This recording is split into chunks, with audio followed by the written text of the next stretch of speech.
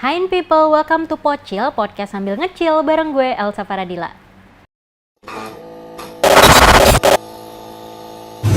Oke people, di Pocil kali ini kami mengundang seorang tokoh nih dari Sumatera Barat. Beliau ini adalah seorang pengusaha, terus juga akademi, dan juga politisi dari Partai Amanat Nasional. Kita langsung aja sambut Bapak Gus Pardi Gaus. Assalamualaikum Pak. Waalaikumsalam warahmatullahi wabarakatuh, Elsa. Iya Pak, gimana Pak kabarnya Pak? Alhamdulillah sehat. Alhamdulillah sehat ya Pak, itu yang paling penting nih Pak. Tapi kalau boleh tahu Pak, rahasia sehat dan produktifnya apa sih Pak? Karena aku dapet bocoran katanya Pak Gus Pardi itu dari dulu nggak pernah masuk rumah sakit sampai sekarang, bener nggak Pak? Alhamdulillah, betul. Bener Pak, bukan hoax ya Pak? Bukan. Wih, keren-keren. Tapi kalau Pak Gus Pardi sendiri hobinya apa sih Pak? Hobinya rapat. Hah? Hobinya rapat Pak? Iya. Kenapa Pak? Ya, saya nggak pernah absen dalam rapat. Iya, itu aku juga tahu sih. Jadi katanya Pak Gus Pardi ini nggak pernah absen dalam rapat. Itu. Jadi di media, media apa nggak usah saya sebut, media nasional, media cetak. Ya. Ini berita mengenai saya, ini berita mengenai Pak Prabowo. Iya.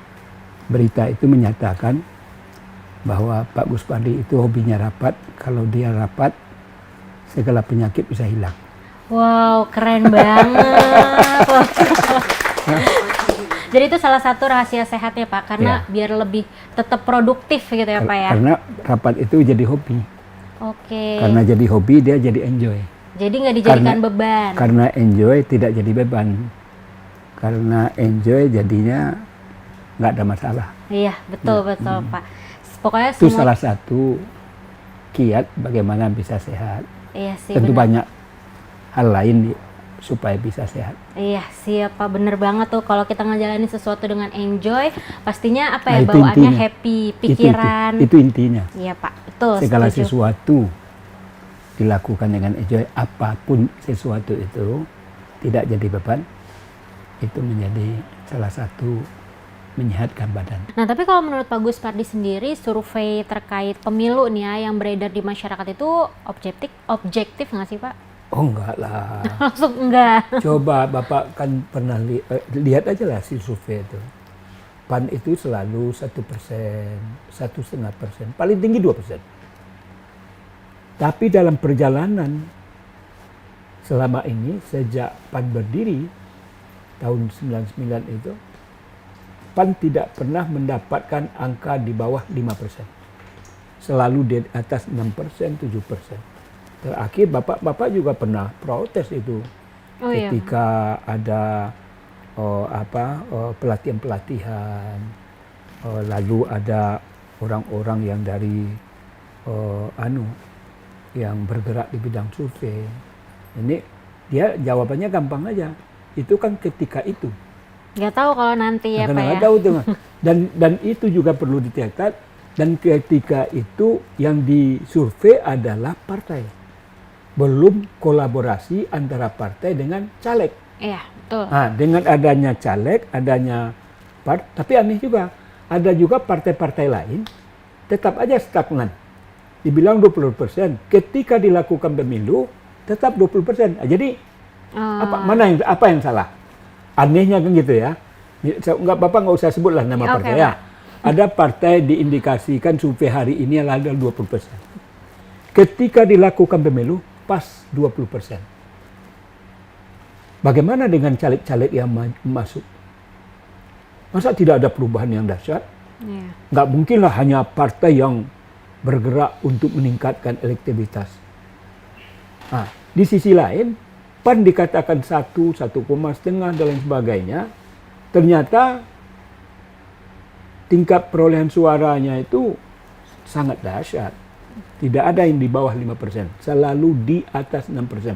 Berapa lipatan yang terjadi? Iya, betul. Nah, inilah yang selalu Bapak sampaikan. Anehnya kalau kita mengatakan, iya tentu ketika itu. Yang kedua adalah kan caleg belum ikut dalam pergerakan ini. Bagaimana dengan yang partai-partai yang stagnan itu. Iya. Apakah ketika itu kenapa tidak berlaku? Yang kedua adalah bagaimana kontribusi para caleg yang juga berupaya untuk membesarkan dirinya dan berimpact kepada partai. Nah ini kan Iya. kita juga kita serahkanlah kepada orang-orang yang melakukan survei itu, mudah-mudahan dia Sadar.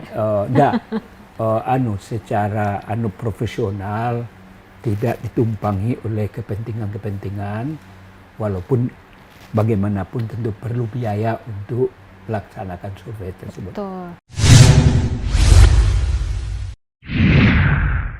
Nah, kan Pak Gus Pardi ini sudah pernah merasakan kepemimpinan Bapak Amin Rais, terus sekarang Bang Zulkifli Hasan. Apa sih Pak perbedaan yang terasa di PAN? Ya namanya pimpinan kita harus loyal ya. Kalau dulu itu kalau ada Pak Amin, walaupun beliau tidak sebagai ketua umum, kalau Pak Amin itu kan hanya 1 kali jadi ketua umum. Iya. Setelah itu adalah Pak Atta Rajasa. Pak Sutrisno Bakir. Setelah itu Pak Atta Rajasa. Bang Zul ini memecah rekor. Biasanya tradisi yang diterapkan oleh Pak Amin, ketua umum itu adalah 1 periode. Sekarang ini Bang Zul adalah periode kedua dalam memimpin PAN. Nah, ketika Pak Amin tidak lagi sebagai ketua umum, hanya sebagai ketua Dewan Pertimbangan dan lain sebagainya, ketika itu terkesan oleh para kader ada 2 matahari. Iya. Walaupun ini sudah diputuskan oleh DPP, tapi kalau kata Pak Amin tidak, itu yang didengar itulah apa yang dikatakan Pak Amin. Dan itu Bapak rasakan ketika Bapak diusulkan oleh DPP PAN sebagai pimpinan, lalu sekonyong-konyong ada kader Tiba-tiba ada SK. yang fraksi DPRD Sumbar datang ke Pak Amin supaya nama Gus Pardi Gaus harus dirubah, bukan ke DPP dia datang tetapi ke Pak Amin. Lalu Pak Amin melakukan intervensi, akhirnya DPP ketika itu yang dipimpin oleh Pak Atta terpaksa merubah nama Bapak. Tapi alhamdulillah berkat bimbingan dan hidayah Allah, Bapak masih diberikan kesempatan menyelesaikan tugas amanah yang diberikan oleh DPP sebagai pimpinan DPRD Sumbar. Iya. Nah Pak, kan PAN juga nih udah mulai menggait, sebenarnya bukan mulai sih, udah dari lama PAN tuh sering menggait beberapa public figure. Bahkan kalau Bapak tahu nih, kalau di luaran nih PAN nih terkenal dengan PAN, Partai Artis Nasional. Itu gimana tuh Pak, tanggapan Pak Gus Pardi? Soal itu bukan hanya PAN, seluruh partai-partai melakukan hal yang sama. Itu strategi apa ya? Itu adalah bagian dari strategi, tapi nggak semua artis. Iklannya udah muncul loh Pak di TV. Enggak, cuman ada misalkan Pak Eko, Mas Eko, kemudian Mbak atau Teh siapa? Vena Melinda. Maksudnya caleg-caleg sekarang nih Pak. Desi Ratnasari, kan gitu. Primus, nah, kan ada 3 di DPRD. Ini caleg-calegnya banyak banget Pak. Mulai dari milenial nih ada Verrel Bramasta. Ya enggak, itu kan dalam rangka menyikapi tren yang berkembang. Iya sih. Bahwa kaum milenial ini dominan sebagai pemilih. Itu adalah bagian dari strategi partai-partai, bukan hanya PAN. Semua partai-partai melakukan strategi bagaimana kaum milenial yang jumlahnya dominan itu bisa kita tarik untuk memilih partai yang bersangkutan. Dalam hal ini ikhtiar juga dilakukan oleh Partai Amanat Nasional dalam rangka menarik suara milenial. Tentu ada figur milenial juga yang perlu kita tonjolkan. Ini loh, bahwa PAN itu bukan partai orang-orang kolonial, tetapi juga milenial. Jadi berkolaborasi lah antara yang lama, yang muda, yang milenial. Ini tentu sesuatu yang perlu juga kita akomodir, dan itu adalah bagian daripada strategi yang diterapkan oleh Ketua Umum kami. Oke, siap Pak. Ini pertanyaan terakhir nih Pak. Kira-kira apa sih Pak target Pak Gus Pardi di 2024 nanti Pak di pemilu? Tentu bagaimana bisa terpilih kembali, itu jelas. Oh, mau ini lagi Pak? Udah daftar caleg lagi Pak? Umur Bapak tahu nggak sekarang berapa? Kelahiran pokoknya sekarang tuh 67 ya Pak. 67, baru 67.